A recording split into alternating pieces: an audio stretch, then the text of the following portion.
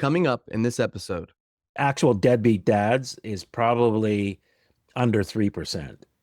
Most guys are just trying to make a living and see their kids, really. They just can't make it mathematically. It's not that they're trying to hold anything back from their kids. It's designed to make you fail. You are now listening to the Here for the Truth podcast, hosted by Joel Rafidi and Yerasimos. All right. Amazing people. Thank you for being here for the truth. I'm Joel Rafidi. I got my co-host Yerasimos with me as always. We really consider ourselves, the more that we go along this journey, just a home base for grounded truth seekers, a platform where those who are questioning the status quo, questioning the mainstream narratives, but at the same time, aren't really drawn to the outskirts of this arena and still want to live real, inspired, authentic lives, deeply immersed, in the beauty of all that's around us. Like, we are not quote unquote doomers or black pillars by any extent whatsoever. I love my life. I love nature. I love reality. I love potential. I know the same is true for Yerasimos. And it's like, even when things around us seem to be super corrupt, everyone's throwing out the word psyop every second, it's like, what matters? What matters? I want you to speak into this, Yerasimos. What matters, bro? What matters? I mean, what matters is what is in your life, what is around you. Like, number one, first and foremost, who you are. What do you care about? Like, do you know yourself? Do you know yourself outside of things that have been projected onto you, what your mom and dad taught you how to be only? And like, you must behave this way, you must go down this path, you must follow this career path. Of course our parents can guide us and love us and support us in good ways, but at the end of the day, you're unique. You're a unique expression of the whole. And what is that? What makes you unique? Do you even know that? Do you know what interests you? Do you know what excites you and lights you up? Are you following the thread of your interests in your life? Are you allowing that to build and take you to the next thing, to the next opportunity, and the next person that comes into your life? Are you trusting that? Are you trusting that inner voice? Or are you living out of fear? Are you afraid of answering the call? Are you afraid of disappointing the people closest to you? And so like this is where it starts. Like, what kind of life do you want? Like, do you want fulfillment? Do you want satisfaction? Do you want to wake up every morning like, man, I'm excited to just to honor this gift that I've been given? And how many of us can feel that way? I mean, I know I feel that way. Doesn't mean life's going to be always easy. Doesn't mean life is going to be without stress, because a lot of that stuff builds you. It's as we talk about in this, episode with Cal, it's like, he didn't plan where he's at right now. And this is the thing. It's like, we can get so lost in the goal, in the vision. But again, who in you is choosing that goal and choosing that vision? It's like we evolve and shift over time. So it's like, what's in front of you right now? What's the next choice that you can make? And then where does that leave you? And again, I can only speak from my own personal experience. Like, my life, what it is now, 20 years ago, I wasn't like, well, this is going to be my life in 20 years. It was just trusting something deep within me to go, no, this isn't working for me. This doesn't feel right. This feels closer to what I want and who I am. And again, honoring that. And then before you know it, things happen. The right people come across your path. The right opportunities present themselves. And again, so it's like building the self-esteem and the inner trust to go along this journey and to decide and to make decisions. Because like that quote we share often, like, when you choose, when you decide, when you set that intention and act, there are unseen forces that come to support you on the path. And I think we're both living, breathing examples of that. And so many of you listening, I'm sure, can relate as well. And it's like, we want more people to be inspired by that message and that reality. Well said, bro. Thank you for responding, generator. Yeah, I like that. I'll stay here, ask questions. Guys, today we have, talking about empowerment, we have Cal Washington from In Power joining us. And this was such an interesting conversation. And I feel like on some level, we're all like aware that things obviously aren't perfect by any means within the system that we find ourselves within. Yet sometimes it can seem so overwhelming in terms of how to deconstruct that system and how to actually be within that system. And I think Cal's angle and the path that Cal's walked answers a big piece of this puzzle. So really looking forward to you guys listening to this. Thank you so much for being here. We appreciate all of you so much. If you do resonate with our message and us and these conversations, we do have our membership community, Friends of the Truth, which I'll say at every single episode, I believe is the coolest place on the internet. Just the conversations that are happening there on a key variety of topics. There's something for everyone. Absolutely. We're meeting 6 to 7 times a month now, and this is for only $17 a month. Like, this is an insane return on investment that you can give to yourself for sure. So you can learn more about that at hereforthetruth.com/FOTT and join now over 85 other thriving members just connecting, building, living their most inspired, authentic lives and getting support on a multitude of levels for a very low cost. Cal Washington, he's here. He's coming in hot. Enjoy this episode. Construction contractor, musician, and family man turned law merchant scholar, Cal Washington is the co-founder of In Power. He found himself tangled in the legal system and was forced to learn the truth about how things are rather than how things appeared or how things should be. Through his difficult journey, a path emerged. At the end of this path, he found himself on the other side, free of tyranny. This knowledge and experience came at a great cost, but also with a great blessing. Today, Cal is inspired to share that knowledge and experience with others so that what happened for one can happen for many. Cal, welcome to Here for the Truth. Oh, honored to be here. Thanks for inviting me. Absolutely, man. The first time we met, you were sitting in the front of a coach on the way to Confluence. Yeah. Yeah, You had all your kids in tow, and yeah. That's it, man. You met the whole tribe. That was a good time for sure. Hey, Cal, one way we always like to kick off these episodes with first-time guests is we kind of want to dissect your personal hero's journey and kind of the major rites of passage and I guess the story that unfolded into, the path you're on now. So wherever you feel called to begin on that, man, we'd love to dive in. Okay, just a normal guy, really. Had a mortgage, went to church, had 5 kids, job, played the drums, played sports. And then I went through a divorce, which is still pretty normal, but that's where I came headlong with the court. And, the divorce turned into a child support thing, and they were relentless. And even during the divorce, the court didn't seem like what I thought it was supposed to be. Thought it was supposed to be about truth and justice and stuff, and it wasn't. It was like there was something else going on in there, and I couldn't put my finger on it. So, one thing led to another. I did find out what was really going on, and it's that journey that kind of was the start. That's where my life really changed. That's where everything went. It was going one way, and now it's going another way, and it never really stopped. When was this around? This would probably be around just after 2000s. I think my divorce started in 2001. So it's a few years ago. Yeah, it's been a couple decades. Yeah. So I've learned.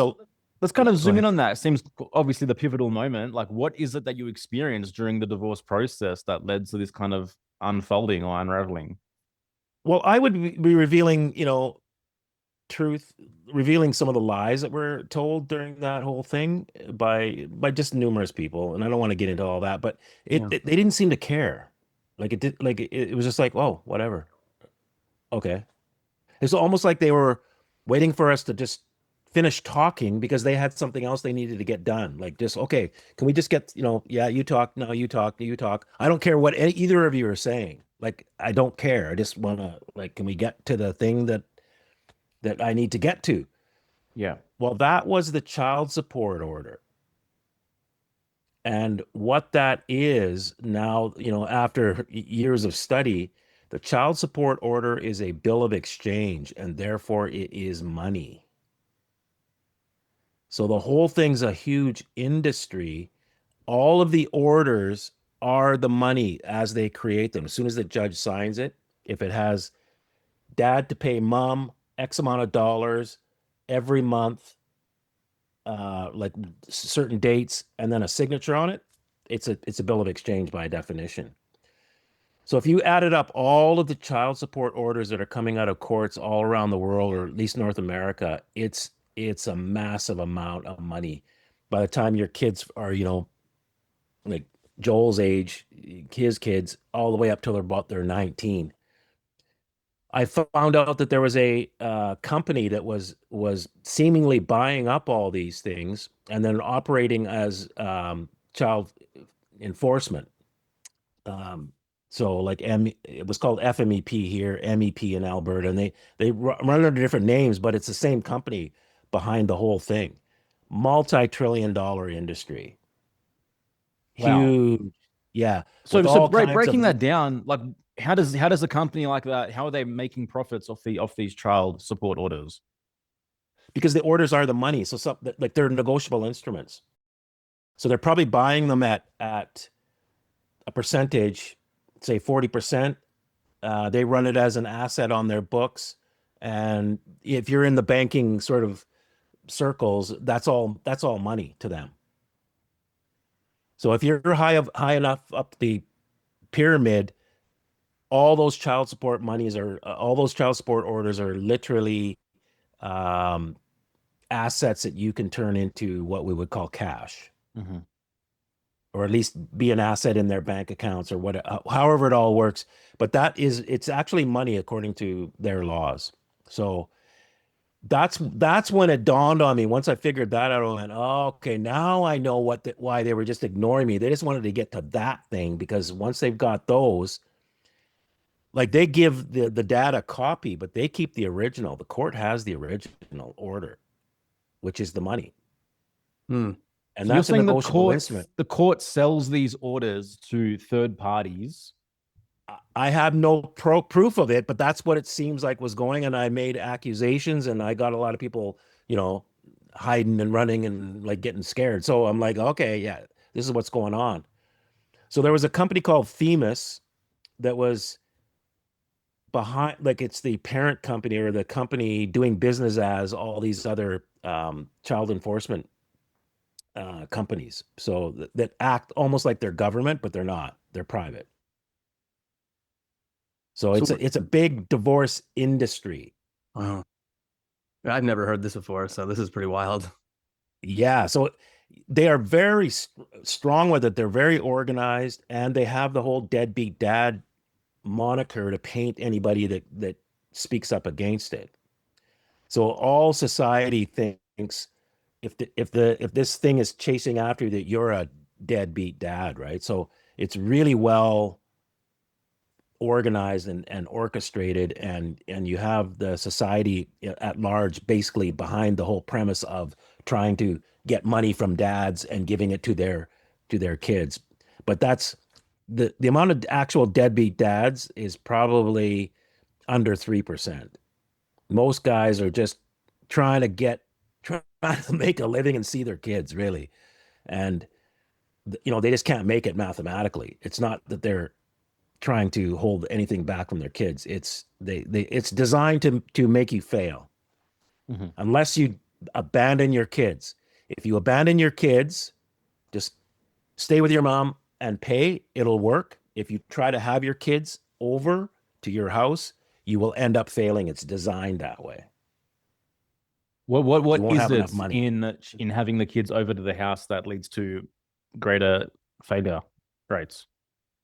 Well, what happens is a lot of marriages break down for financial reasons in the first place. That's Uh-huh. usually a part of it.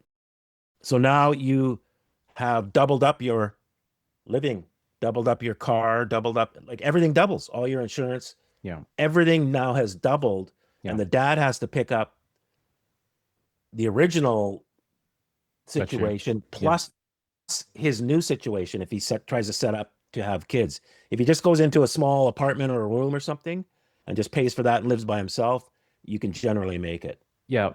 So like what's the real solution here in your eyes? Like obviously divorce rates, I believe, are on the rise, and they're probably out of, what should be normal realm. What is your kind of solution or advice here for legitimate divorce and how someone navigates that appropriately?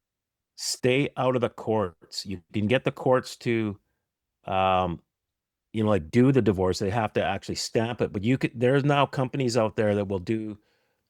You can just pay for your own divorce and stay out of the lawyer idea, because the lawyers are throwing gas on it. It's incredible what's happening. And here's something you got to understand about this. Yeah. When my divorce happened, I was kind of in shock, and I went on a website called Dad's Divorce, and on the front page, on the landing page, it said, "If you're reading this, this is what just happened to you." Boom, boom, boom, boom, and I went, "What is that?" Here's the TV shows she was watching. Here's the magazines she had. She started exercising. She was this age. Like, it was like I hit every one of them. I went, okay, what's going on here? And they said this is like 99% of all divorces are this exact scenario. So it's by design. There's something going on, and the media is a part of it. So you're saying that like they're being programmed. Or there's like psychological priming Yep. for it. Yep. Can you speak more into that? It's literally, you go, girl. You don't need that man. You get certain friends. There were certain shows like Oprah Winfrey was top of the list. There was a magazine called Self. I saw those magazines in my house. Mhm. And this was So like early Self, me. 2000s It's about growing up. me. I gotta have my, and I'm not poo-pooing anybody, or I'm just saying this is what's going on. Yeah.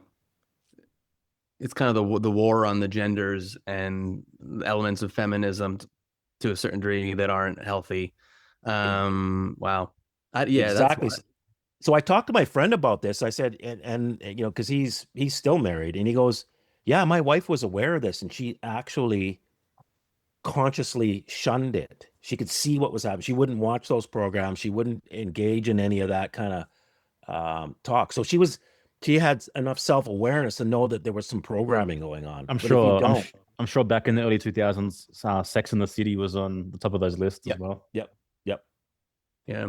So so after you discovered this, like what was the next step in your journey around really diving deeper into the law? Because it's a pretty complicated subject that I think some Oh, people want to learn more about, but then they're like, where do I start? And then everyone yeah. and their mother, it seems, is like leading some workshop and has the answers to make you free.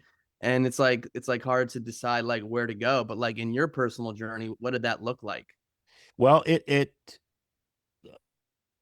first I had a lawyer, and then the lawyers, once they got our house, they worked together, got our house, and dropped both of us. So we were now self-litigating.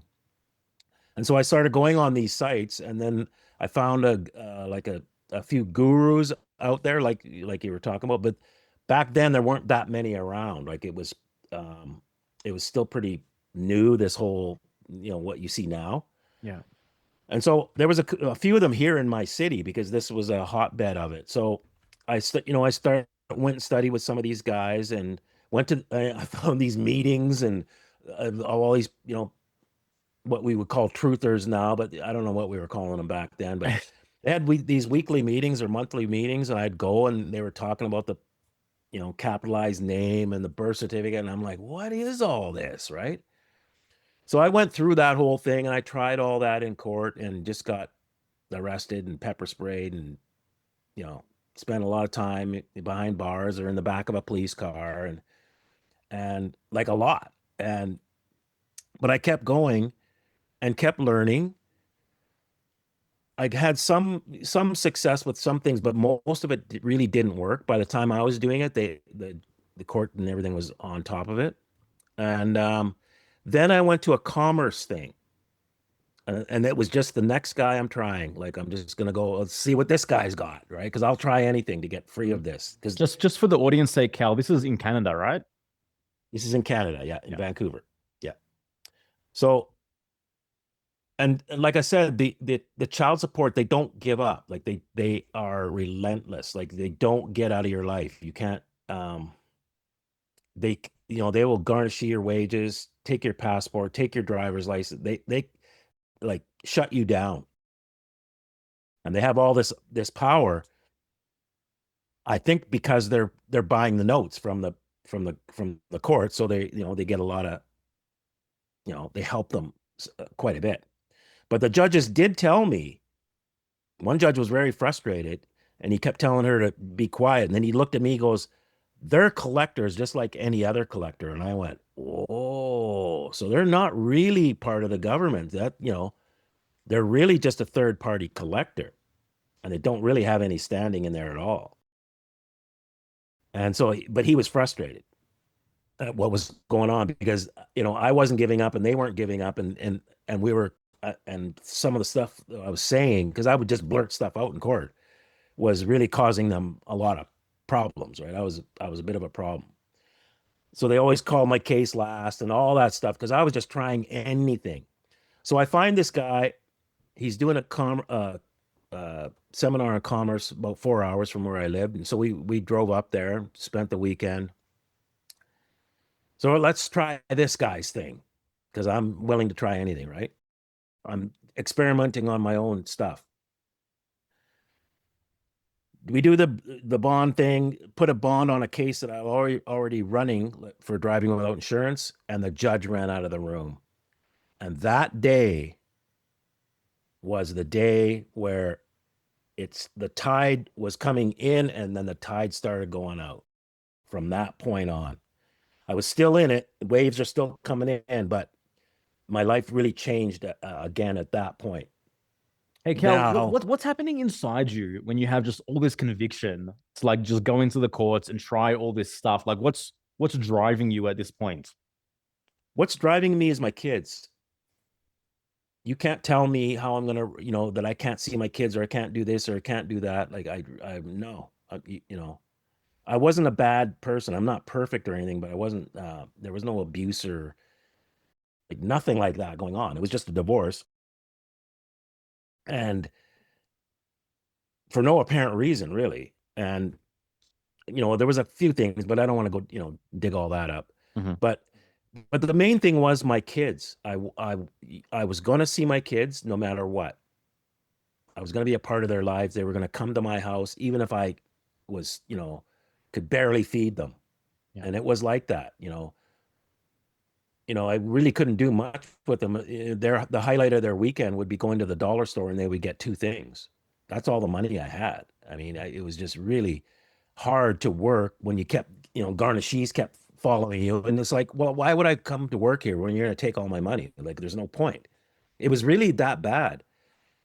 And I came in after it was worse before me because there was a lot of guys that were committing suicide because of the absolute oppression of this system. So by the time I got there, they were backing off a bit, but they still weren't really backing off. But it wasn't as bad. Guys were being arrested at work. I knew a crane operator. They would come and arrest him at work. He's the crane operator. Just pull him right off the job, like, and shut the job down. Wow. And he put on Pink Floyd and checked out. And because like he just couldn't live like that. Yeah. So it's a pretty horrible thing what's going on. I mean, And the reality is like being a dad and raising a together family unit is like hard enough, like yeah, as it is. Then to yeah, like separate that and basically double the load as you're saying, it seems like an impossible feat. It seems like a mountain that would be incredibly difficult to kind of traverse. Yeah, it's kind of what's expected, which is Yeah. a heavy load. And the man's instinct is I can do this, I can carry this, and he's gonna get crushed most of the time. men just buckle down. Okay, I'm just gonna plow through this. But because I was involved with it, I studied, and there was a guy who did a full research thing on this divorce industry. And in Canada, he said that the tables for the child support, the amount, is by design to get the dad away from the kids. Like I said, it's designed to make you live by yourself and pay. If you do that, it's workable. If you try to have your kids over, you have just doubled up what you had before. Yeah. I had 5 kids, so I had to have a 3-bedroom house. Let's speak to the obvious real quick. Why would they want the dad away from the kids, Cal? Yeah. because usually, here's the thing, it's usually the age of that, what it said was the age was 35. Mhm. So that's when a woman goes through like some changes, and that generally that's when it happened. The kids are still young, under 10. And if you understand what the process of how a child is supposed to come up, the mom nurtures till about 10 or 11, and then the dad is supposed to take over. So they want the dads out. That makes, what happens is you end up with dysfunctional people in your society because they're not trained to how do I get out there and be in the world. The nurturing part is over. So if you end up with a bunch of nurturing for forever, you end up with what we're seeing. Yeah. Mm. And then there's no defense to like the ideologies that they're driving in the schools, in the colleges. Like there's no masculine kind of there that's like, oh, is that the truth? Is that correct? There's no grounding force. Exactly. So that's what Not they're that mums trying to can't get be the a grounding force. Obviously. yeah, they're trying to get the dads out of the family. That's the goal. And here's the thing, in Canada, he says it's such a fraud. He said that the parliament voted on these tables, these money tables, before they were published. He goes, look, they voted to pass it, and it got published about 3 weeks later. They didn't even read it. He goes, there's no way they read it because it didn't exist. So they're voting on something, passed it, and didn't even know what it was. Wow. So So it's your pretty your bad. your continued journey of empowerment in the court system. So you have this moment, the judge is fleeing the courts, tides are turning a bit. What's happening next there? Yeah, and real quickly along with that too, Cal, like you said you took a course on commerce. So if you can at some point, like, is this like a different jurisdiction that you're Yeah. talking about? Like there's commercial law, there's common law, etc. And so you got into the commercial element of it. And is that what Lex Mercatoria is? Yes. Okay. Yeah. So I still didn't know about Lex Mercatoria or that term. I heard it, but they didn't really understand it, and they hadn't really studied it because I kept studying after all this. So once I got into commerce, then things changed because you can find out that the court is a business. And I had judges blurt that out because they got very frustrated with the whole situation because they're sitting there. It's their signature on these pieces of paper, right? Yeah. The skin in the game. And this guy is saying stuff that's making me like, ah, man, this could go really bad. And it's me. I'm taking it. They're on the phone to, who knows who way up the food chain, but their names aren't on the Yeah. thing. So the judges were not comfortable with where I was headed. And is it they're not educated in this stuff at all? So when you're talking about this, are they kind of like, what? Or do they know and choose to follow obviously the rule of their court? Most lawyers didn't know. And most judges knew something about it. Some were very, very up to speed. Others were, I know something about that, but I'm just, they're really afraid. Others knew exactly what I was talking about. So they do get an upgrade in some way. So by the time I'm kind of moving into commerce, the judge running out of the room was the first thing, and I thought it was a coincidence. I thought he had, a stomach problem. That's how he left. And he just bolted, and everybody's looking around like, where'd the judge go? And then he came back in later, and so I thought, later on that night, I wonder if it had to do with this new thing that we're trying, and so let's do more of this. And sure enough, got all kinds of behaviors out of judges on numerous cases. And then I went, okay, we're hitting something here. I don't know what it is, but something's really bugging them. And that's when I dove in to try and figure out, like, reverse engineer it, basically. So turns out the all the countries are corporations, all the courts are corporations offering court services, not really courts. And once you understand that, then they are all subject to commercial law. But if you stay underneath them, then you're in their box. But once you rise above them and treat them like Walmart, see, if it was Walmart, Walmart wouldn't be able to go, um, yeah, we passed this thing, our policy, and you have to shop here once a month. And yeah, we noticed you didn't shop here last month. So here's your ticket, and you need to pay this ticket. You would go like, what? Yeah. Well, guess what? The United States, Canada, Australia, all these places are just that. So okay, so you're realizing that governments or corporations, the courts are corporations, and they're subject to commercial law. But then, what is the law where they're held accountable if the law that you're engaging with is like a corporate front? So where is that level of law where they can be held accountable as corporations? Law merchant. It's ancient. They actually fused it into the common law in the 1700s, Lord Mansfield and Lord Coke, I think. Um, so there was these landmark cases where now admiralty was put into the common law and law merchant was put into the common law. So a lot of people talk about admiralty, but nobody talks about law merchant. And one of the biggest differences between admiralty and law merchant, because they are very related, it has to do with shipping goods, is the commercial instruments, these negotiable instruments, bills of exchange, promissory notes. Once you get into that, the game is like over. Now you are playing the proper game with the proper rules, and you've got all the tools you need. And it's that's when you blow the doors off the thing. So when you say law merchant, is that um synonymous with commerce, or is it, how does that play out? It's Like, is it, it's Lex, yeah, it's Lex Mercatoria. It's old. It goes back at least to ancient Babylon, like the Hammurabi Code. So Hammurabi Code has commercial elements in it that are still used today.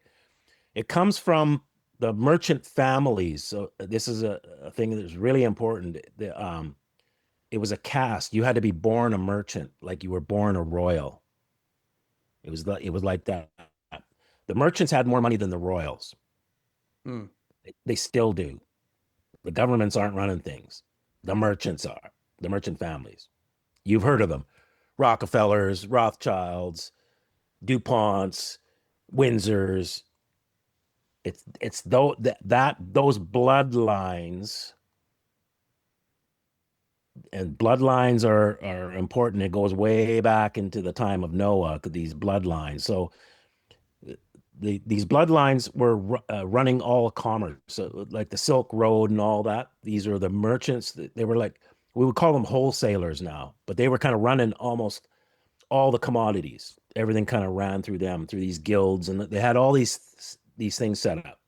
Very wealthy. They opened up most of the universities, museums, opera houses, like patron of the arts. They were the money people.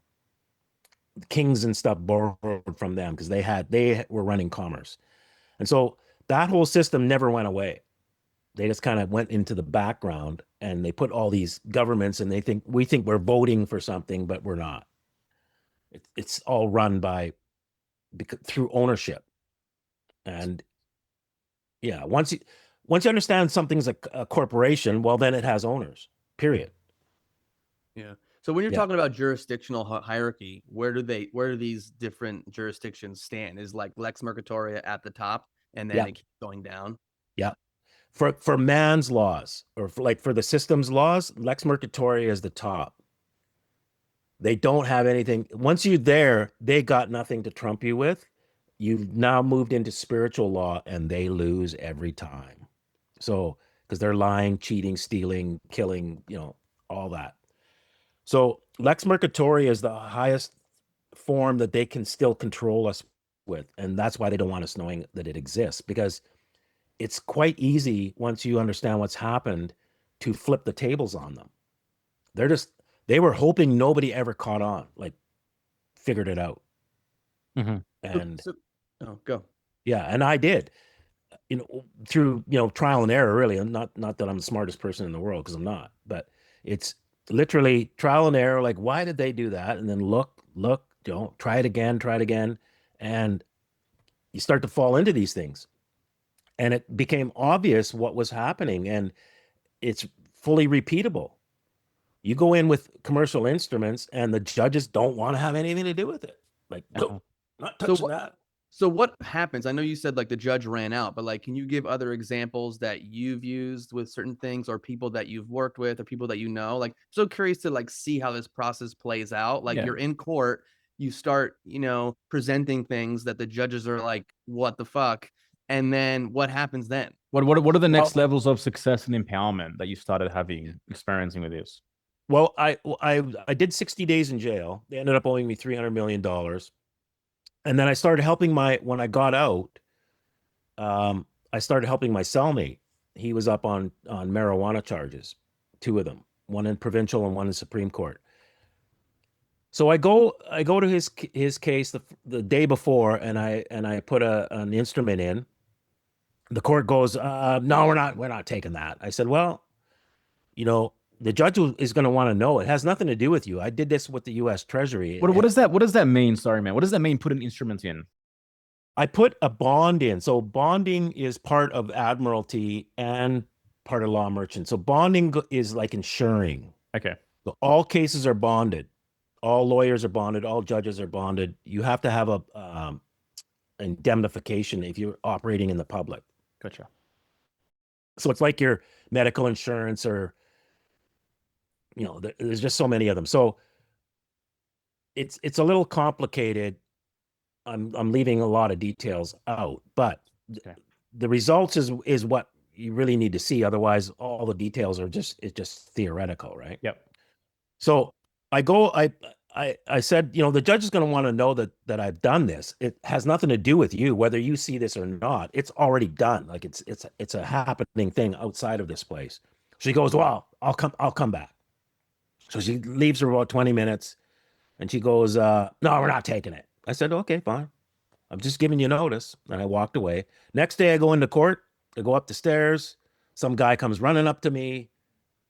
Are you here on the blah, blah, blah case? And I'm like, I don't know you. And like, I'm not giving you any answers about anything. He goes, are you here on the, listen, I'm here to help, but I'm not talking to you. I don't know who you are. He goes, that thing you came in here yesterday with, that's bunk, and he storms off. I'm like, oh, so you guys didn't take it. Well, how does this guy know about it? So we go in the courtroom. I see that guy. He's sitting at the front in the galley at the front. Still don't know who he is. They bring my guy in. The judge steps down from the case. First thing. Wow. She goes, yeah, I'm going to have to recuse myself because, yeah, it turns out that the accused lawyer is my husband's partner. Now, she's seen this case has been before at least 10 times. Yeah. All of a sudden, she recognizes that, oh, yeah, you're my husband's partners. I shouldn't be on this case. Yeah, what were we thinking? So the next judge comes in, and he is fuming mad coming in the room, like spitting, like he's in a rage. Yeah. And he just adjourns it. He says, I'm just standing this thing over. Just to adjourn it, he was losing his mind. They don't want to deal with shit, huh? It's like No. it's like a bad day at work that they just never want to arise kind of thing. It's like, yeah. He didn't want to have anything to do with it. Yeah. So that was the end of that. My guy phones me from jail, and he goes, well, that was weird. The judge stepping down. And he goes, that guy that was sitting in the front? I said, yeah, he came and talked to me. He goes, that was my lawyer. And he fired me today, or he stepped down from the case as well. Wow. Yeah. So the next time I go in, now we've got this older judge, long beard, very calm, very cool. And probably in his 70s or something. And my guy's sitting in the glass cage, and I'm kind of behind him. He's kind of in the middle of the room. And they're asking him questions, and he looks back at me, and I'm going, yeah, no, answering for him. And he just blurts it out. So the judge goes, you keep looking back at that man, in the back there. Would it be helpful if you guys could meet? And the prosecutor goes, oh, you can't, no, they can't meet, blah, blah, blah. And the judge Are you telling me what I can and cannot do in my courtroom? No, Your Honor. Is there a place where they can meet? Well, they can meet down in cells where the lawyers talk through the glass. Okay, we're going to stand this down. You go down to the sheriff's office. You take him back down into cells, and they can talk, and then we'll reconvene. So they wouldn't let me talk to him down there, right? Sheriffs wanted, give us your number and we'll have them call you out. I said, I'm not giving you my phone number. It's not happening. Well, that's all we got. I said, well, I don't care. So go back they up in didn't the follow room. the judge's orders in the sheriff's office. They didn't Yep. let you communicate. Okay. Yep. I said the judge, that's not what the judge said. He said I could communicate through the glass. Well, we're not doing that. Okay, I don't care. So we go back up there. The judge goes, so did these fellows get to meet? No, Your Honor, he wouldn't give up a hand up again. Okay, they're going to meet him in here, in the courtroom. And the prosecutors, well, no, that man might have a weapon or something. Sir, would you mind if the sheriff would search you? No. Okay, everybody out of the courtroom. Search that man. Sheriff, I want you standing at the front. Let him out of the glass thing. They can sit in the back and they can have my courtroom as long as they want. And I don't want you listening to them. Everybody out and lock the door. Boom. That's yeah. So what is this? Now, I've been in court for years, right? VIP treatment, Cal. Exactly. And so this is the type of thing I kept seeing. So in his other case, same thing. I walk into there. I missed the morning, and I got there around lunch. I had to work, and so I thought, well, maybe they haven't called this case yet. So I drove by there, and the freebie lawyer comes running up to me. He goes, "Where were you this morning?" I'm like, "I'm not obligated to be here. I'm like, it's not my case." Well, we couldn't call the case unless you were here. I'm like, what? What? So you can see that I'm getting these reactions from them, and I don't fully understand it at the time, but it's like, what is that? She says, can you come and talk to the judge? I said, yeah. So we go into a courtroom. She's got a case running.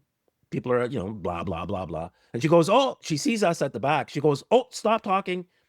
I'm standing this one down. I need to talk to that man right there. Like she literally stopped. So this is a new judge.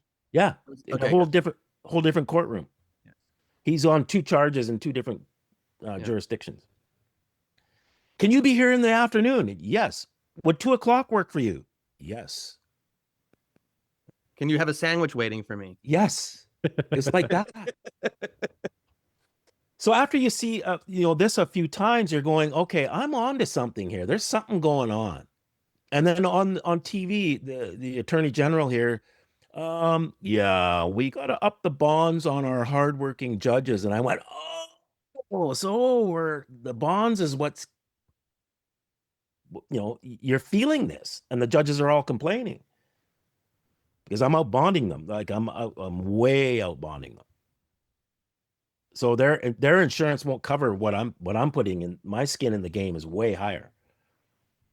And so the judge, I guess the older judge with the beard that you said that was like came in and was treating you so nicely. So he's realizing that he could be held liable or and that's why he obviously doesn't want to take that heat. Yep. So he is like going out of his way, rolling out the red carpet, whatever you want. I am not getting in your way, sir. So what was the outcome with your cellmate? The outcome of my case? With your cellmate's case.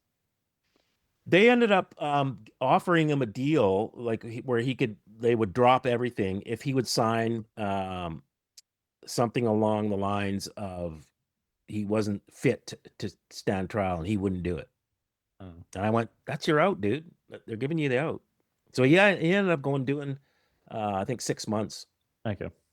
Yeah. He was sentenced to 2 years, and I think he was out in 4 or 6 months or something, but in a very open, more like a camp thing. Like they were really, again, trying not to push on him too hard. Yeah. Yeah.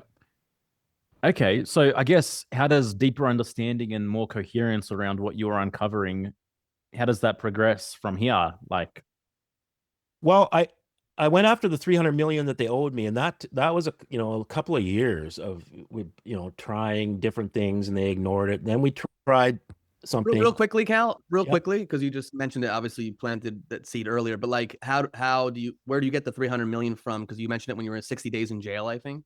Yeah. So I was arrested for driving without insurance, and I was held without bail because I kept doing these processes and not showing up to court because they couldn't answer my questions like, where does your authority come from? Because it looks to me like you're a corporation. Here's your number. So who are you? Why are you saying that I have to do anything? Where's like what contract do we have here? Where do you You're not the find like? Oh, sorry, go. You keep going. yeah, they're not the government. They're acting like the government, especially the courts and all that. But you're not. It's there's no chain of command. You're all under the queen because you're all doing oaths, but her oath is to the Bible. So again, you guys are breaking that law. So why do I have to come again? And so I wouldn't show up, and then it would be a warrant, and just this sort of you know staring contest. So they picked me up and held me for. They thought it was going to be a weekend. They got me on a long weekend. I'd only ever done nights in jail, like 24 hours or less, numerous times. So they thought, well, let's put him in remand, like it's where you have to wear the uniform, and it's you're in with murderers and everybody awaiting trial for 3 days. So they picked me up on a Friday, and then I wouldn't appear till Tuesday because of the long weekend. So they thought that would break me. It didn't, and now they're stuck because I'm not answering to the name. I'm not doing anything. I'm not signing anything. And they really had a hard time getting jurisdiction. That's why it took so long. Because 60 days, every time I went in there, like, no, no, no, put him back, put him back. So, they had to call me You were supposed teeny. to spend a weekend in jail, and you end up spending 60 days in jail because you Yeah, wouldn't sign. yeah, Okay. yeah, because it didn't You scare me you enough. wouldn't comply. Yeah. No, most people, once you're in that situation, you want to get out. Yeah. You'll do anything. Well, I didn't, and so that's just the way it went. So now what do we do, right? So they were kind of frantic, and numerous judges, like it was a revolving judge seat, and prosecutor even was revolving, and but the prosecutors that left would come and watch afterwards. They were always in the room. They're, like I had a lot of lawyers and all kinds of people watching my cases, very interested. So it was like a dog and pony show. I wouldn't answer to the name. They had to call me Teeny, et cetera, et cetera. And um, they tried to even extradite me to the United States, and that didn't work because I was born in Canada, because the only ID I have is a US passport. And so they tried everything they didn't know what to do. And so they got the newest judge. She'd been a judge for 3 months. They got her from a different courtroom to take this case because nobody wanted it. Not like nobody wanted to touch it. It had 300 million on it. So what happened was once I was arrested, they wouldn't give me a phone call, and I had kids at home. Two of my daughters lived with me full time, and I couldn't contact them. I was just gone. Like they arrested me at work. So a lawyer, um, I'd seen him around the courtrooms because I was in the courtrooms a lot, and I'd seen this guy, and I didn't know who he was, but he was always with the street people. But he wasn't a street person. Like he kind of dressed down. He wasn't wearing the suits and everything, but he was, dressed with clean clothes. He looked Yeah. just kind of a hip looking dude. And so they got me down in cells one time, and they said somebody wants to talk to you up at the where the lawyers talk. And I see it's this guy. I recognize him. I don't know who he is, but I've seen him before. And he goes, I'm a lawyer. And I'm like, well, we're almost done talking right now, And he says, I was in your case today, and I heard that you can't get a message to your daughters. He said, I'd like to help with you with that if I can. And I went, oh, okay. So I wouldn't give him my daughter's name, but I gave him my friend's name who was doing all this commerce and stuff with me. I said, phone him, tell him what's happened, and he knows how to get a hold of my kids. Well, now my friends know that I'm in jail, and so they did a habeas corpus and a $300 million promissory note, basically saying you're a corporation, you're somehow making money off this case. Here's a whole pile that way more than you could possibly be making. Let our guy go. And so they took the note because it was out of the file. So they accepted it. It's got a QSIP number and everything. We're doing more research on it. But anyway, they took the note and then they kept me there. And then on the last day, she tried to give me my time back on paper. She said, I'm giving you your sentence is 1 day in jail and 59 days credit because I was there for 60 days. So I said, well, the credit has to equal the promissory note. And she goes, what promissory note? And I went, there was a promissory note put in. And, she goes, what? So we were playing this game. I had to repeat things 3 times. So finally she admitted that it was there. And then she asked me how much it was. So I said, this credit that you just gave me has to equal that. It has to balance. It has to balance to zero. That's how accounting works. She goes, okay, how much was the promissory note? 300 million US.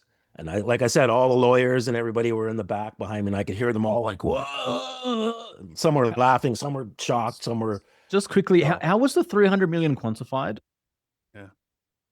What do you mean quantified? Like where did that number come from? Was that you just saying this is what my time is worth? Yeah. Okay. Yep.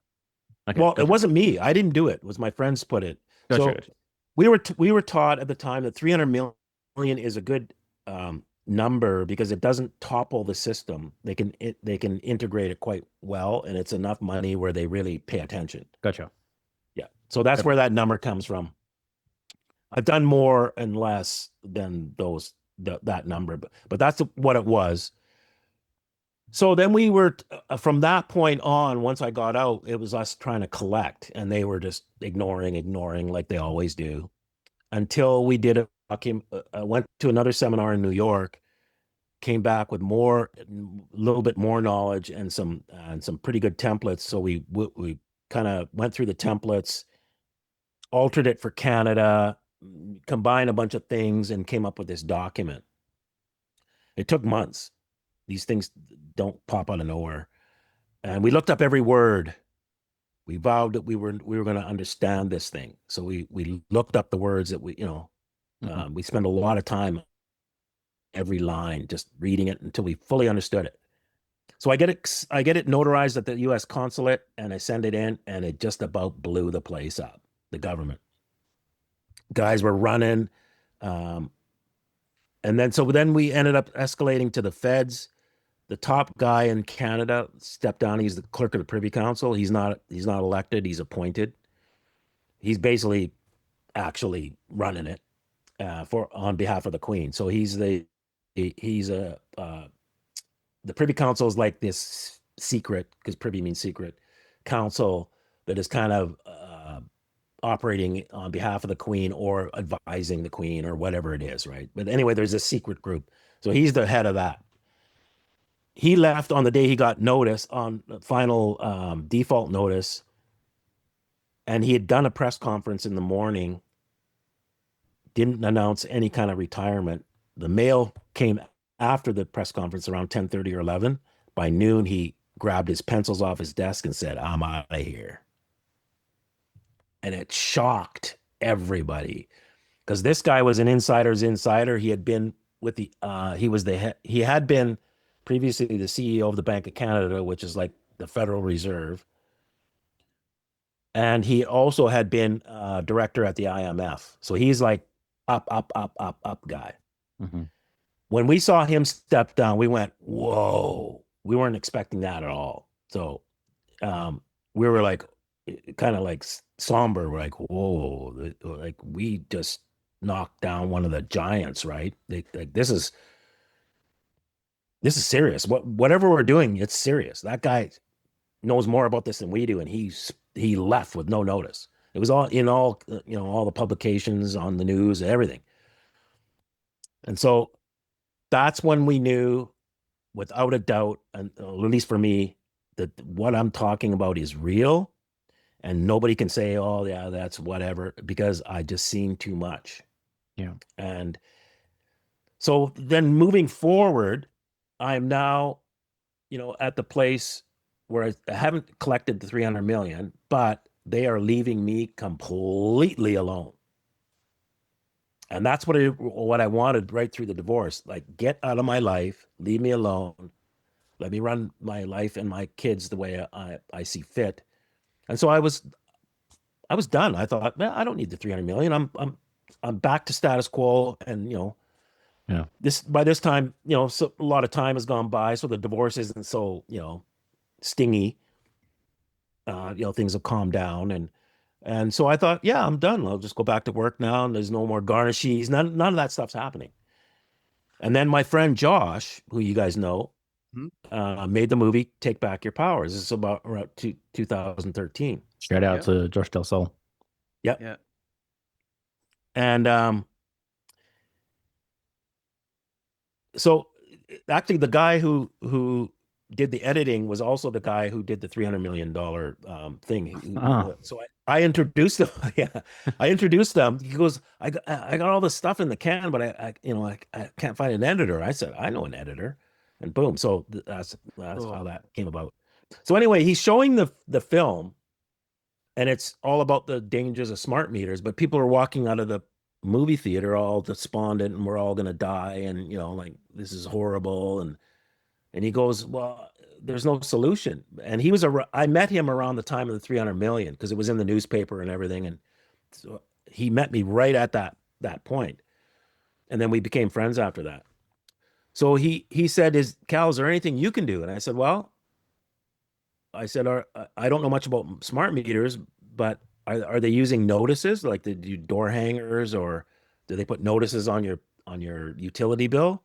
He goes, yeah. I said, Commerce, Lex Mercatory. I know exactly what they're doing. They're putting out offers. We can counter this.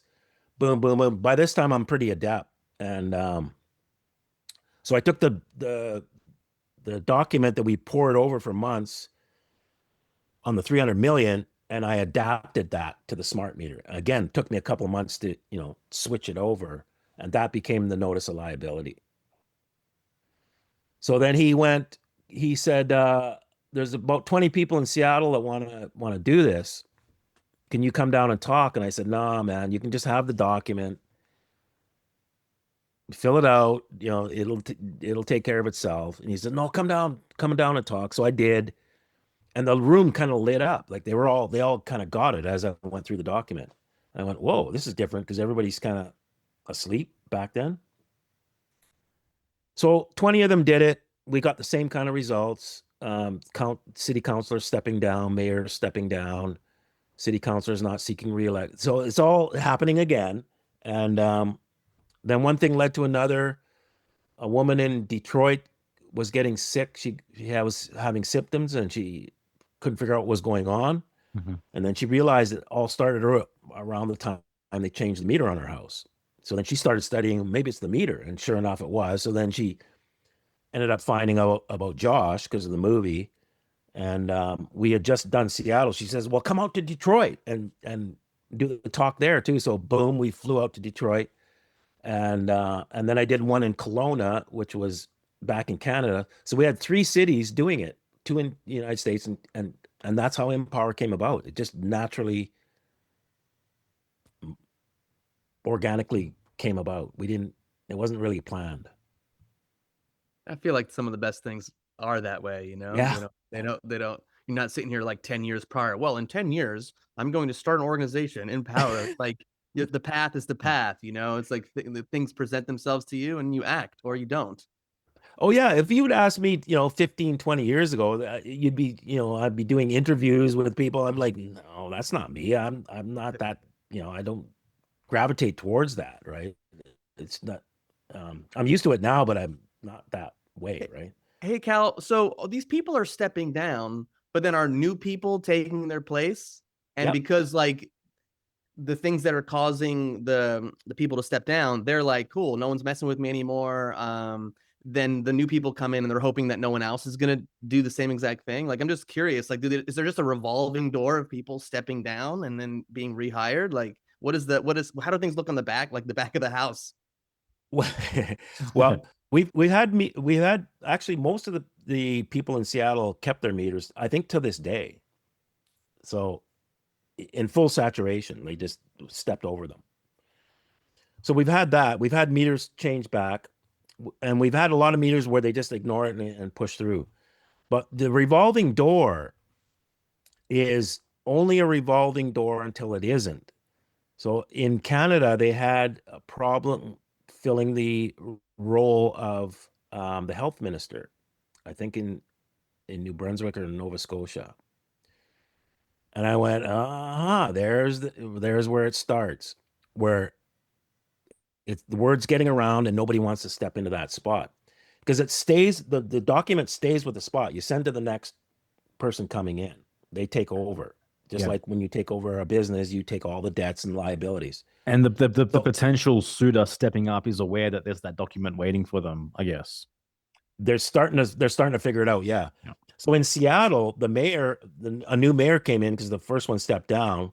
We sent him the documents. A month later, after just becoming the mayor, I'm out too. So we saw that, and so we thought, well, if we did this en masse, they wouldn't be able to keep up. Yeah. So if we had hundreds of thousands of people sending, they wouldn't be able to keep. They would run out of people, especially at the highest levels, because if you're way up the food chain, you have to go through initiations. Like you don't just pop in there because you're going to see too much.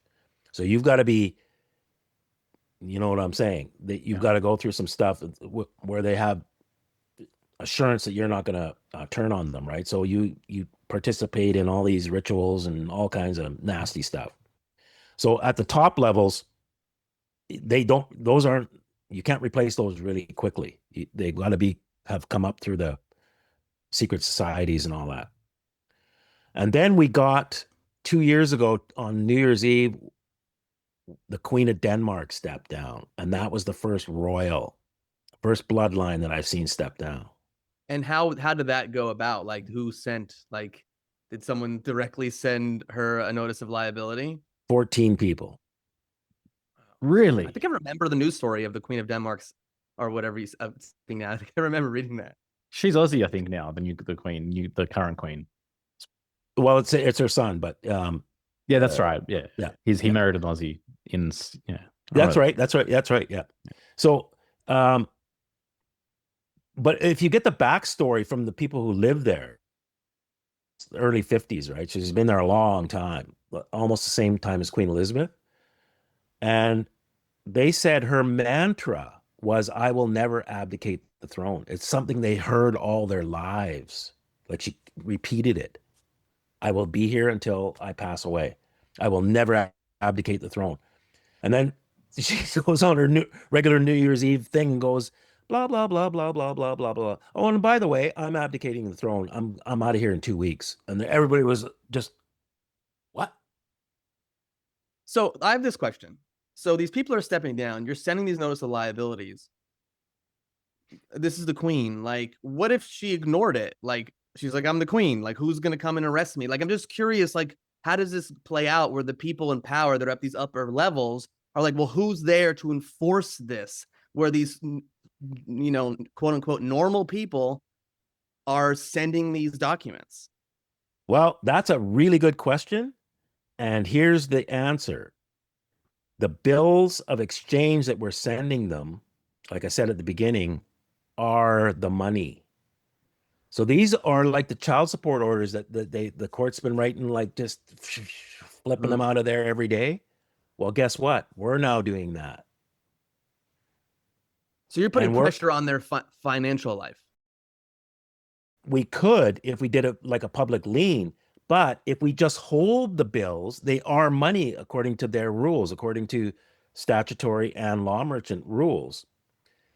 So we're up to $38 billion US now with about 400 people sending.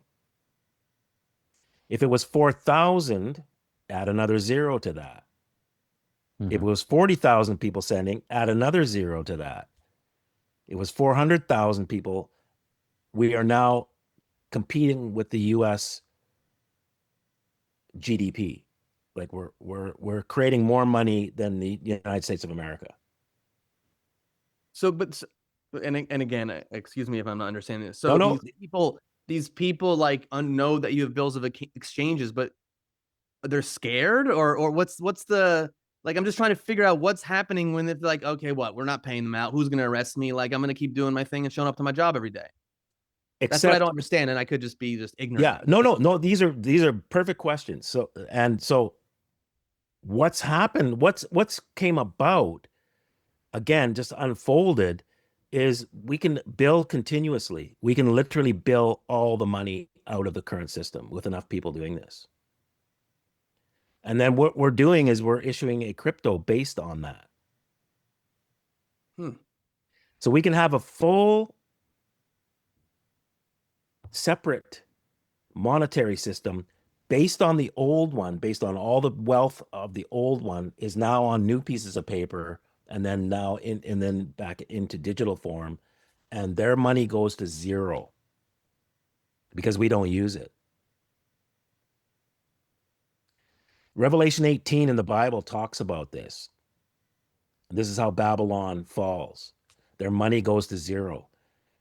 If their money goes to zero, who is Bill Gates? Who is Elon Musk? Who is Donald Trump? Yeah.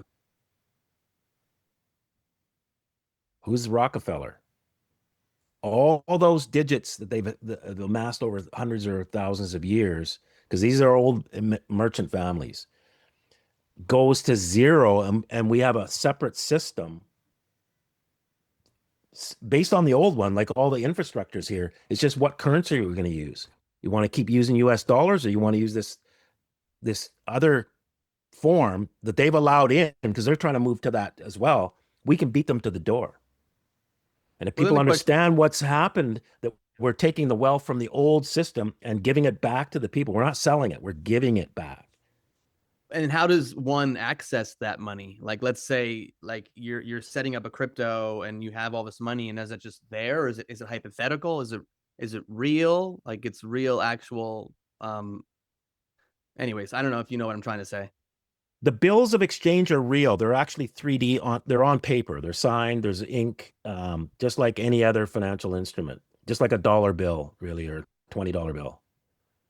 It's just a form that we weren't taught in. If you were in a certain level, you were taught all this stuff, and that's how they're getting rich. That has flipped on them. And so it takes some education. You're asking the exact right questions. So we flipped that whole thing on them, where now they're because they're deploying weapons using commercial means. We can now bill them for that, because it's an offer, and we get them into an agreement, and then we can start billing, and we can bill till we run out of paper or ink. That's what they do. They're billing you for existing. Yeah, well, they bill you, but they run money like out of just start up the presses, and then they lend it to the United States, and then they want the United States the corporation to tax the people to get that money back that they printed out of nothing, plus interest.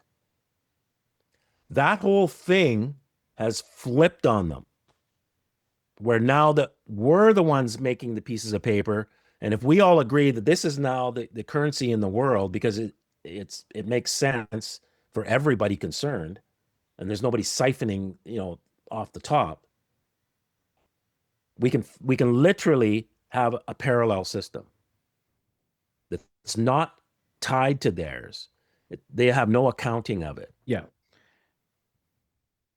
I was going to say, so is the goal to actually have all this money for the people, or is it through this process the ultimate goal also is like, just don't fuck with me, let me live my life and do what I want to do, and it starts with that, because if they stop doing smart meters, vaccinations, spraying in the air, and the 5G, we're done. Yeah. So, but they keep going. They keep ignoring. Okay, if you're going to keep ignoring, I'm just going to keep billing you. And you think that nothing's going on, but we're up, put it this way. It took 9 months to get our first billion, just so you can see what the power of this. 9 months to get our first billion all together. The next billion took, I think, 5 months. Now we're past just under a month for a billion. Not quite 3 weeks. We will be 3 weeks, a billion, then 2 weeks, then 1 week, every 3 days, every day, every 6 hours, every 3 hours, every hour, every minute, every second. Mm-hmm. It's like the printing presses were sucking the way um, uh, Mike Carmoni puts it, we're sucking the wealth out of them. This is like a Hollywood movie. Who's writing the script, Cal? It is, You know, but it's not. But it's not. we got to reverse the predictive programming. Let's go. Yes, we're using all the same things that they have done to us. We're going to use the group mind, all that stuff. Cal, Everything is flipped on them, and the time has come where that wealth is going to there's going to be the biggest wealth transfer ever. how do you live your life personally today? Like what level of engagement or compliance do you currently have with the government or with taxes or with whatever it might be? How do you go about your life today? Like as an example. I don't file taxes, so therefore I don't pay. I don't have a driver's license. The only ID I have is a U.S. passport, like picture ID, and then I have my birth certificate because that's a trust indenture. Okay, so just for an example, like like the last time that you, I guess, maybe pulled over for like a traffic or a road offense and you didn't have a license, like how did that kind of play out? Because that's a really good question too. So the last time that I was in a car and pulled over, it was a liquor stop. We have a really Yeah, strict liquor laws here in BC. yeah. So they funneled and you can't get away. So I went, okay, whatever. Didn't go into fear because the fear came up, and then I went, no, not going into fear. And that's a key point. So I pull up to one guy, and he shuffles me on to the next guy. I roll down the window. He goes, "Where were you tonight?" I said, "Downtown. I was at a band practice." And I'd had a couple beers. He didn't ask me that. And he said, "Look at my glasses." And then he shone a light across my eyes, and he said, "Have a nice evening." Wow. So not even like so He there was didn't ask you for your license. Didn't ask for my license, name, nothing. Yeah. The last time, like with Yeah. the mask thing, the last time that I even had any kind of almost an interaction with police in that fashion, I got off the train. I didn't have the mask, and there's signs everywhere. And there's two officers, standing by the gate where I have to go out. I walked by them within elbowing distance. Two of them, man and a woman, didn't even make eye contact with me. It's like they couldn't see me. Is your car registered and insured? No, I don't have a car. I was driving somebody else's car at that time. Okay. So they didn't run the plates or anything. That was all within seconds. So have you ever been in a situation like where you quote unquote needed the license and you were asked to show the license but you didn't provide it? Not in years. Okay.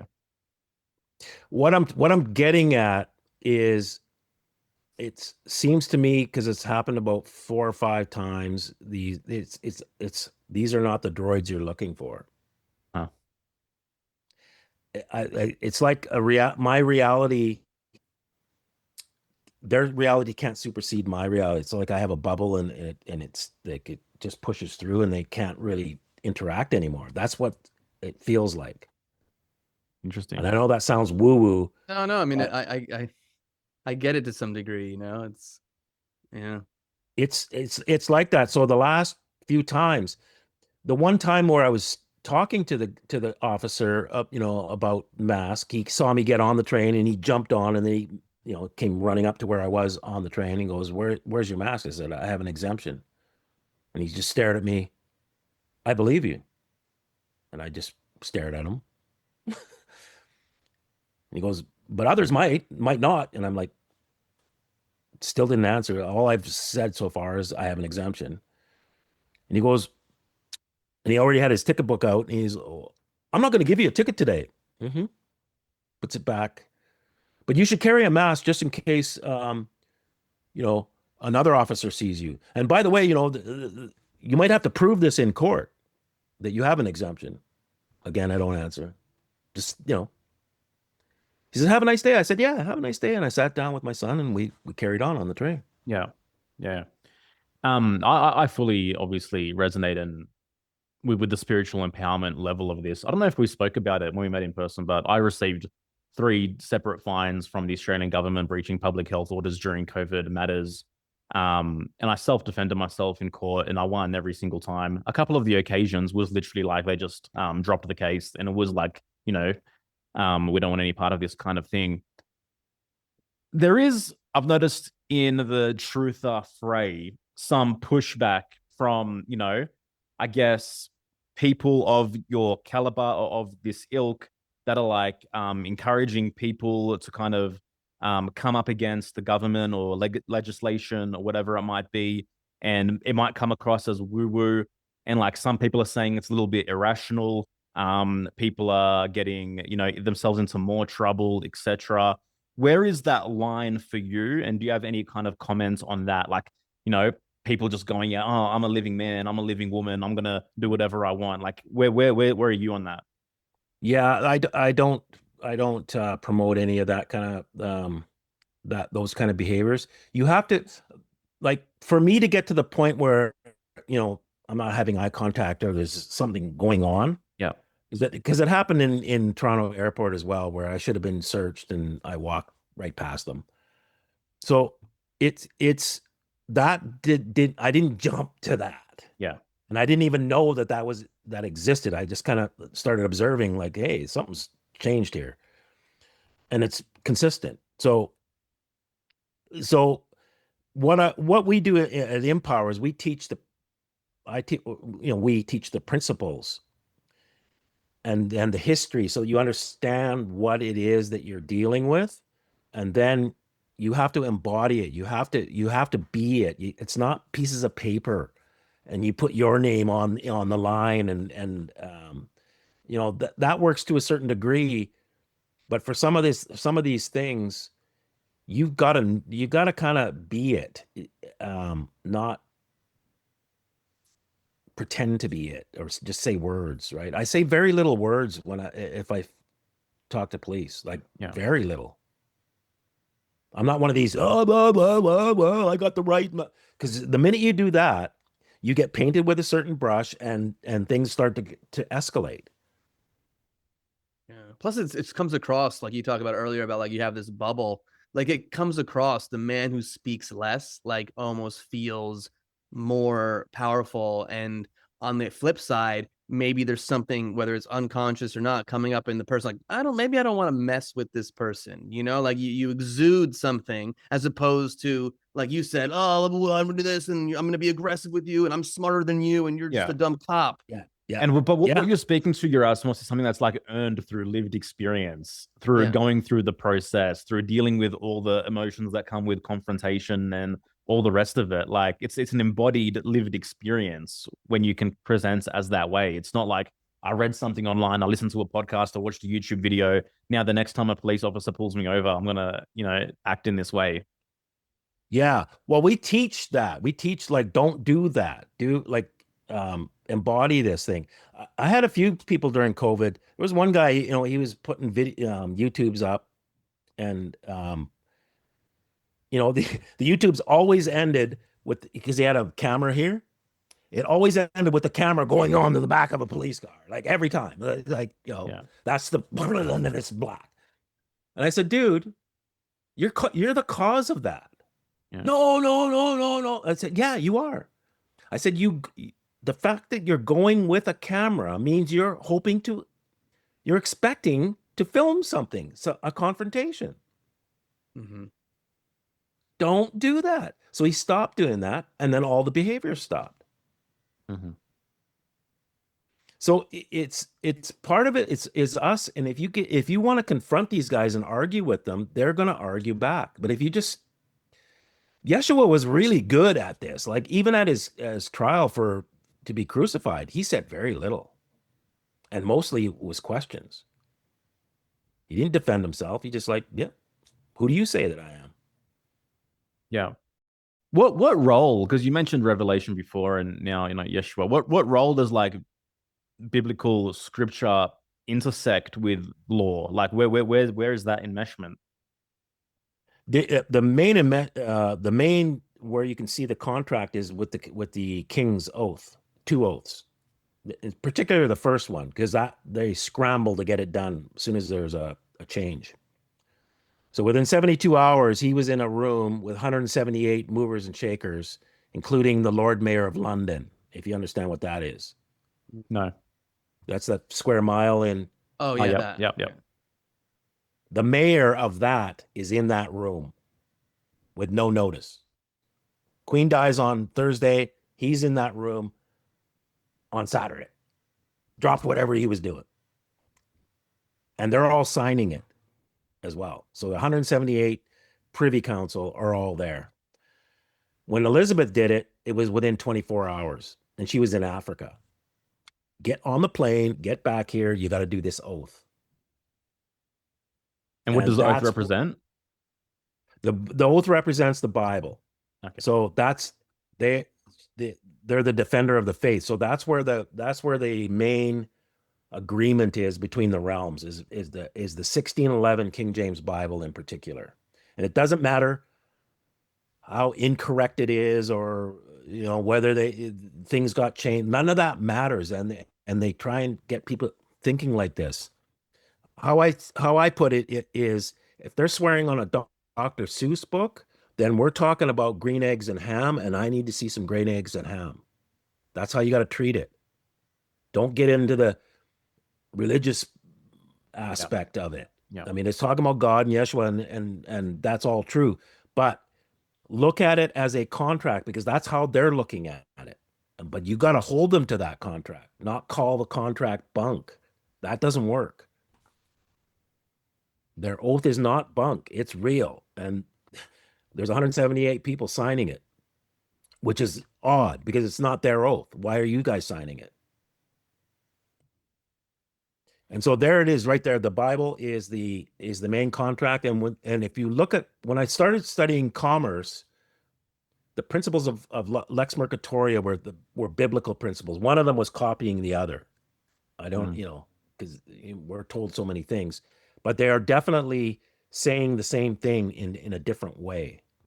So words like redemption are commercial terms. So like the Redeemer, kinsman redeemer, that has to do with properties going back to the original owner and all that. So all these terms are both in the Bible and in commerce. So you can learn a lot from the Bible, and you can hold them for about a third of the world, maybe even more, because the king is under oath to that Bible. If you bring forth the Bible with the right one, the 1611, he's obligated, and anybody under oath to him is obligated. So there's the contract. So you can kind of hold them, to that fire up before God. And that's the key to this. Because once God is brought into it as the ultimate judge, as if as a court case, and if we bring enough evidence up there, we can shut this thing down. He will grant that order. He's looking to grant it. Yeah. What's the ideal future, Cal? Like, what do you see happening? I see this thing coming apart and not being able to put back together. So the reset is coming. They know it. They're trying to position themselves so they have the same kind of positions on the other side of the reset, just like they did with the one we're in now. This one's coming to an end. This has been about 100 years, this particular, at least portion of something, because about 1933 is when they switched everything, and now it's not working anymore. So they're switching now to a different system, similar system, but different, more digital. When you say switch, do you mean like post depression? Like there Yep. was okay. If you follow the history of of everything that happened, it has to do with these things called commercial instruments, negotiable instruments, promissory notes. Promissory notes were payable in gold. So the paper represented gold, and you could go and collect it from whoever the debtor was on there at any time. And you could pass it to another person. They could go back to the. So that's how it worked. When they took the money, when they took those instruments off of gold in 1933, that changed everything. And now there's just paper, and debt. But there's nothing to collect. Mhm. Nowhere to collect it. So it's gone completely bonkers, and of course, a few families have gotten uber rich over the last 100 years. So that's the system, but it can't continue because it's a debt-based system, and it's got to balance it somehow. You can't just keep going into debt forever. A 3-year-old will be able to figure it out after a certain point. Yeah. So let's say you have a lot of money in this current system. How do you recommend someone protect it as we transition to whatever's coming? Get it into something 3D. That's the gold, silver, real property, business. Anything on paper it's literally paper with ink on it. Look at everything like that. It has value because we believe it has value. But certain things do have value. So, um, gold and silver, or even art, or things, cars, houses, that kind of thing. Yeah, because everything else can be turned to nothing, really. Mhm. What is money, Cal?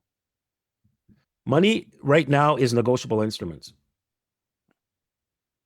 That's all there is. There's just pieces of paper with writing on them that says somebody owes somebody a certain amount on a certain date and a signature. That's all there is. And so, but that being said, once you understand this, and you know that they turned you into a merchant with your birth certificate name, you can write these things. This is why we're writing bills of exchange based on these 4 harms. So we're not writing them out of nothing like they do. There's an actual harm, and we go through a process and get an agreement and all that. But at the end of the day, we could have just been writing these things, because that's what they do. But we're actually doing it honorably. So we can write our own money, and we're doing it all the time. We just don't know it, and they're taking the value of it.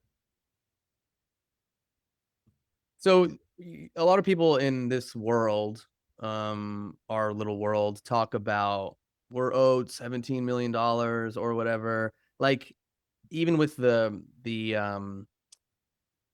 I don't know what you call it. Was it the notes or the bills of exchange presented? Like, do you know people that are collecting? Like, or is it not? No one's actually paying out, or is there, or are they? Well, there are processes out there that are very complex and have to do with where you are as a person more than anything else, that are working. That said, it's not taking the wealth out of the system. It's just literally redistributing it somewhat, but it's not getting rid of the system. Yeah. Yeah. So what we're doing is actually has the potential to start something new based on the value that we already believe in. Yeah. Cal, the stuff that you're into that we've talked about today, like, do you use this to not even put like can people use this to not pay property taxes, to not pay like for utilities? I'm just curious, like, If you understand it, yes. But if you don't, generally no. yeah, And it's the same pieces of paper. That's the thing. This is what I've seen over the years. It has to do with where you are as a man or woman. yeah, There's something more going on here, and whatever you do here You think this is all that there is, but there's another court case going on and you're being accused of this, that, and everything else. And that's standing there. So you got to understand what's really going on here and make sure that you're as clean as possible. Nobody's 100% clean. You don't have to be, but you don't you can't just ignore that other court case because you're losing by default there. Like if you have greed, that's set up there and God has to go, yeah, yeah, you're right. So yeah, it's not going to work. It's kind of like that. It has to do with where you are in your personal journey. So that's the biggest part of this. That we really need to understand who we are in here and move forward. Take our spot because they're taking it by default. These half-breed so-called, elite families, because we're not stepping forward, but we have the prime position. We just don't. Yeah. We're not aware of it, but it's right on page 1 in the Bible. We have dominion over land, sea, and air. It says over the birds of the air, the fish of the sea, and everything that creeps upon the land. That's what the king swore to. And they don't want us to know that. So if we come forward and we take this, there's nothing they can do about it. It's all by agreement. So how do people learn more about this? And also what do you offer? How can people support you? How can people get into everything you're talking about here? Well, we have a membership site. It's $150 a year or $15 a month. You get the notices of liability on the 4 agendas: 5G, smart meters, vaccinations, and the spraying in the air. And we're in about, I don't know, 15, 16 countries. And then you get all the teachings of like from Bible and Law Merchant, and they overlap a lot. Like this is what I'm saying. Like it's like when you see the principle here, it's like, oh, it's the same principle over there. Oh, wow, isn't that weird? And it keeps happening like that. So we do teach all the principles, and then people, once they sort of go, they have that aha moment, and then they start to pay some bills, that they're getting the results. And we don't teach any of that. We don't do any templates because, like was said earlier, there's a lot of that going on here. Buy my pieces of paper, stick your name on it, and it's supposed to, magic pieces of paper. They're not. So we just provide the principles of what an acceptance is, so you understand what an acceptance is. Don't just write accepted for value. Like, what does that mean? What is it you're doing when you say that? It's not just the words. Mhm. And then once you grasp that, okay, now I get it. Now you can hold your reality in it. You can create that bubble that I was talking about. Like like your reality starts to go, no, this is real. Like I understand this, and their reality can't infringe upon it. So that's how things start to work. Yeah. And if we were all doing this, we could change the world. If we all understood this, we are way more powerful than we have been led to believe. But we've got to start believing the truth and understanding what's really going on and act like that. It's our actions, and we can change the world. We're so close. I can feel it. Like I'm very excited about this time. And I know there's going to be a big switch because that's how they do it. They do a knock buildings down in New York, and then now we've got the group mind, and boom, boom, they start putting the information into it. So we can do the same thing. Yeah, Yeah. I love your optimism, especially in a sea of doom and gloom that we find very often For sure. in our world. Real quickly, because I'm just curious, like this process, how have people used it, let's say with vaccination? Well, what it is based on a conditional acceptance. We see your offer because everything they did, like in COVID, you can really see it. They sold it. They had commercials hugging your grandma, and they had the music, and that's all sales. Like they're selling an idea or a feeling. Go get your vaccination, and oh yeah, it's just going to be so good. And So Oh yes, so we're good. saying we see, yeah, and same thing with smart meters and the 5G. Like, turn on the TV, you're going to see an ad for 5G, and ours is the fastest. Ours is the and everybody's like, yeah, yeah, yeah. But it's a weapon. It's actually a weapon system. It's not an upgrade from 4G. They've switched, and everybody thinks because they slowly boil the frog. 1G, 2G, 3G, 4G, 5G is a whole other animal, and it's for surveillance and kill grid, whatever you want to call it. Like, it's a weapon. So they sell this stuff. And so what we did is we go, okay, I see your offer in commerce.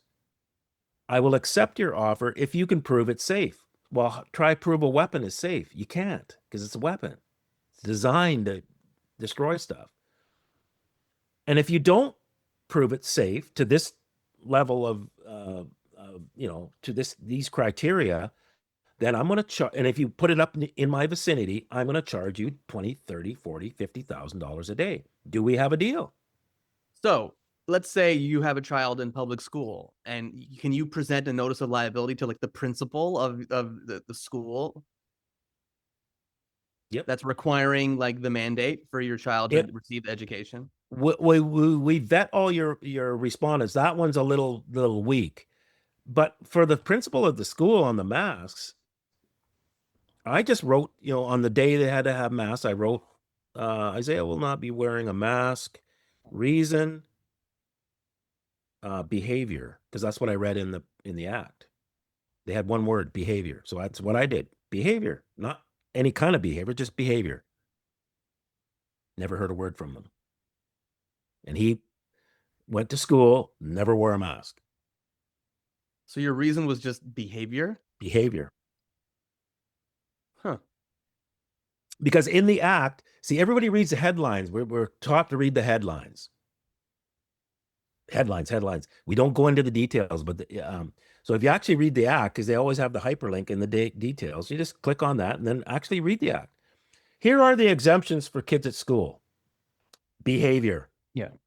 Well, that's kind of how I skirted my personal public health orders in the Australian government, is because I read the act and it said that in order for the public health order to be valid, you must be personally handed the order and you must be personally biomedically tested by a medical officer. And none of this shit happened to me. And that's all I fucking cited in the court. And they're like, okay, so yeah. See, that's the thing. You educated yourself. Yeah. And then once you put that in front of them, the judge has to go, yeah, you're right. See, like, stop talking. I don't want everybody else to know about it. Yeah. Because it's all smoke and mirrors. It's all bluffing. It's like poker, and it's like Walmart says, yeah, you got to do this, you got to do that. No, I don't. And Yeah. they leave the remedy for you, but you got to go and search it. They don't put it out on the headlines. You got to go into yeah. It's a game of pressure, force, and coercion, and they bet on you not wanting to personally empower yourself by learning what you need to learn, Yes. Yeah. Because everything, including food, is fast food. Give me the short version. Give me the quick, how do I drive through? Yeah. Give me the, Yeah. what fits on my phone. That's all I can deal with, Yeah. And I mean, ultimately, the call to action, as always, is to empower yourself. And this doesn't start at a high level. It starts on your micro reality. What's happening in front of you? Where are the areas where you're withdrawing your consciousness? Where is the cave that you fear to enter, and like walk towards it? And this happens on levels as you move through and progress through life. But you have to start at a base level. Like, what are you avoiding now in your reality? Empower yourself, build the self-esteem, and move on to the next level, Exactly. Don't hide from your own stuff. Like, deal with it, move through it. Whatever you need to do it. Like, don't put it off. Don't sit and drink beer and watch football. Like, it's okay to do that, but like, don't get distracted by all this nonsense. Like, something is happening here, and we need to figure out what our position is in here and do it. Because if we don't, we're losing by default. It's literally a default situation. Yeah. Cal, thank you so much for your time, man. It's been awesome to actually begin to understand this, in a deeper way. And It's awesome what you've achieved, man, and the way that you've empowered yourself and now empowering others. Do you have a final message for those listening here before we wrap this up? If you're here right now, you're here for a reason, and you need to get engaged. Don't be distracted by the world. Yeah. Another thing, for those that want to join, that are watching us, we have a discount of $50 off the first year, so it'll be $100. So we'll put the link at the bottom of this, and those that want to have a look. Absolutely. And what's that link for those that are just listening? We'll put it in the brief anyway, but what is the website? It will be empowermovement.org, and then there'll probably be a slash with your Cool. your thing on it. Yeah. Awesome. Yep. All right, man. Thank you so much. Everyone else, thank you for listening, and we'll see you next time. What an incredible conversation. I love hearing people's stories. I never get tired of diving deep into one's hero's journey. I know we ask it a lot.